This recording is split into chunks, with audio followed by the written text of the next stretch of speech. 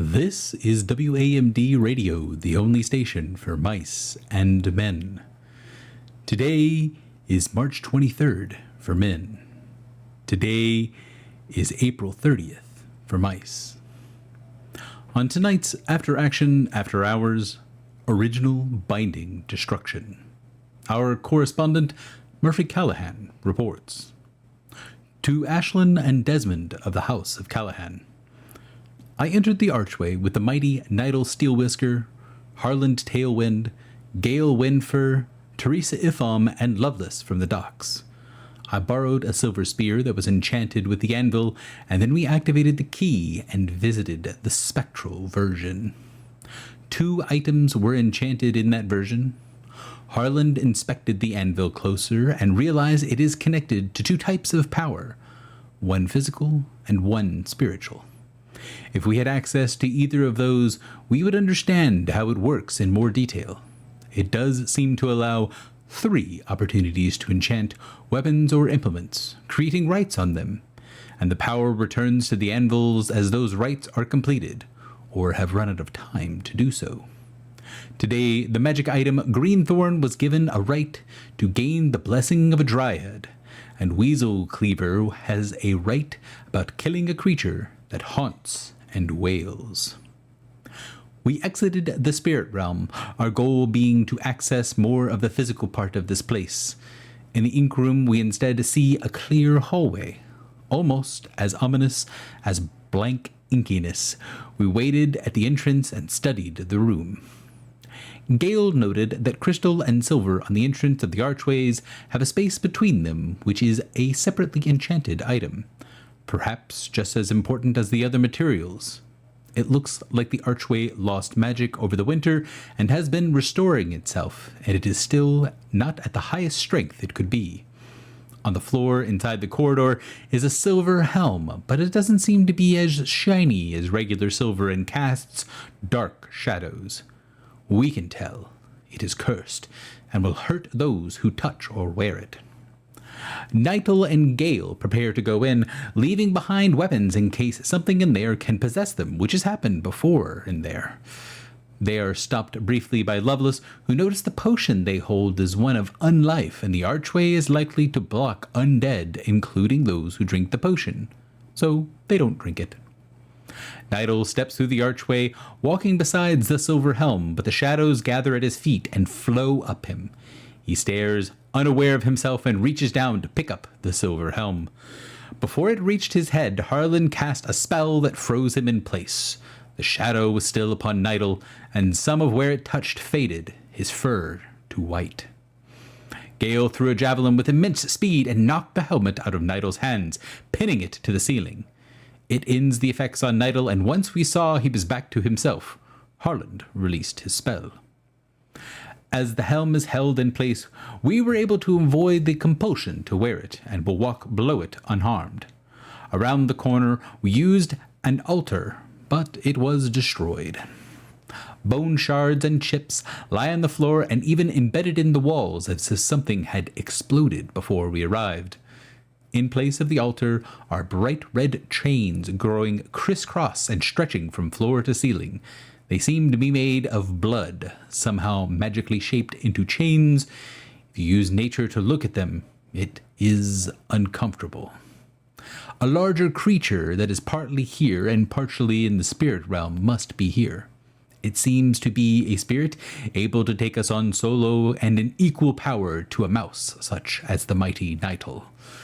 We didn't wish a fight such as this being right away, so we leave the way we came in. Gale recalled the javelin to his hand, and the helm fell to the ground, rolled, somewhat with a purpose, and came to rest at the exact same spot where we first saw it. In the spa room, Harlan cast water on the tree roots, studied the roots with occultism, and understood some writing upon the tree. In bird script it says, "Forged on an arm of an arm, placed where small meets large, invoke the name of 7 times 7.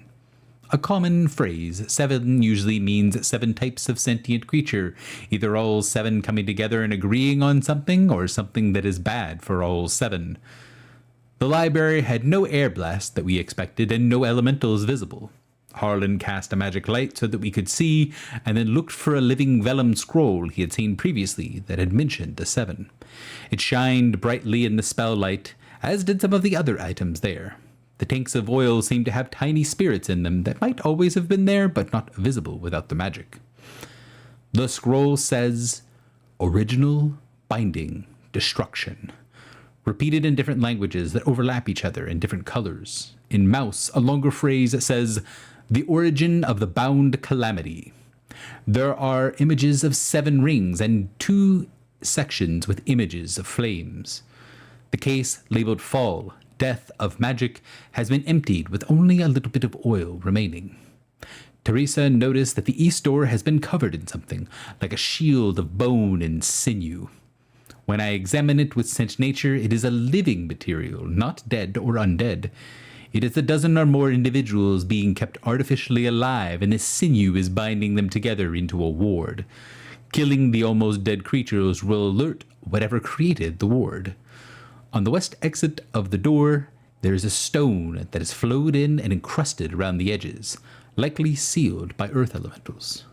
Before we can do much else, an eerie howling moan flows through the room, echoing, but Harlan thought maybe it was something coming from the north.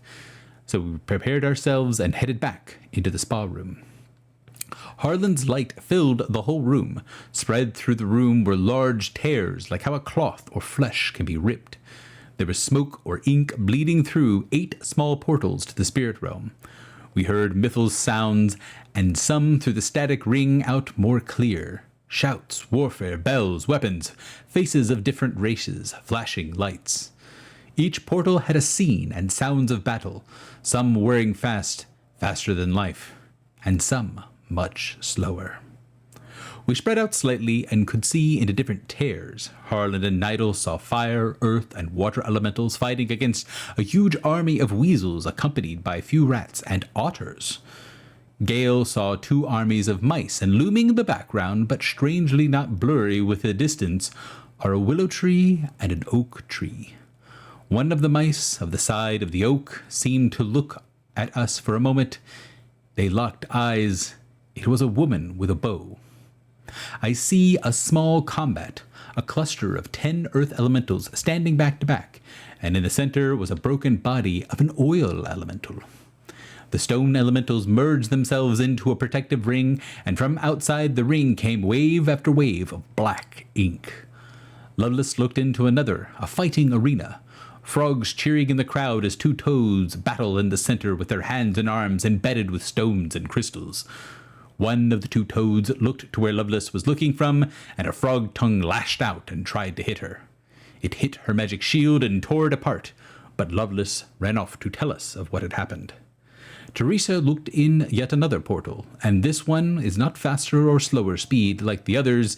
She saw a cave with a bunch of tools and belongings. She saw a dead frog, stretched flesh, dried and gray, but still moving, swaying, and his bright green eyes. It is holding a piece of wood, and also seems to have wood pieces in its flesh. It seems to notice the portal tear, but it looks beside Teresa at the silver crystal arch, now glowing. She could tell it was trying to force its will to materialize into our world, and the arch was stopping it.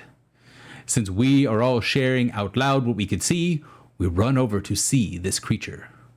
Harlan, the wizard, recognizes the spell signature of the undead frog, and it is the same caster of items that were in the ink room, but, as far as I could tell from him, not the blood chain spirit. Harlan tries to end its will and connection to the physical realm as best we can all help. The fierce battle of wills ended in our favor and closed the connection. The portals tear themselves, are all now closed. While we were studying that portal, Nigel went to the woman of the oak battle. She showed Weasel Cleaver to the woman, and she came into focus, into color, and then stepped out of the portal, looking silvery like a statue. He thanked her for saving him previously. She said it's okay. She didn't do much with the living, so glad she is useful when a spirit. She asked, "Is this the same time as Godfrey?"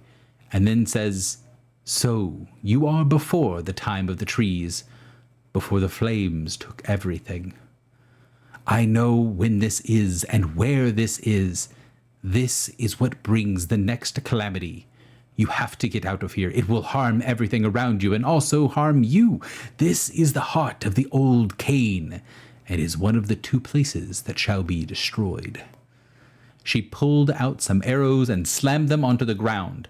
She said she had left a body behind before, and it's always valuable. The spirit version left the silver body and returned into the portal before it closed.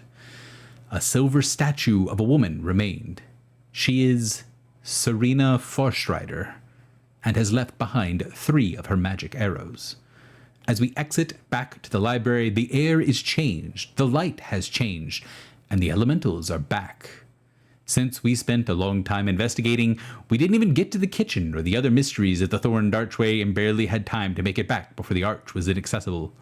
Of utmost priority now is to return and remove the door of flesh that is clearly still feeling pain. Secondly, Harlan somehow removed the vellum scroll and seems to contain extremely important information that we need to be fully aware of. And lastly, the chain spirit might be something the mice can eliminate if they're fully prepared. Keep your feet on the ground. Murphy Callahan. Well, folks, it sounds like things are getting very strange indeed in the time of the Archway.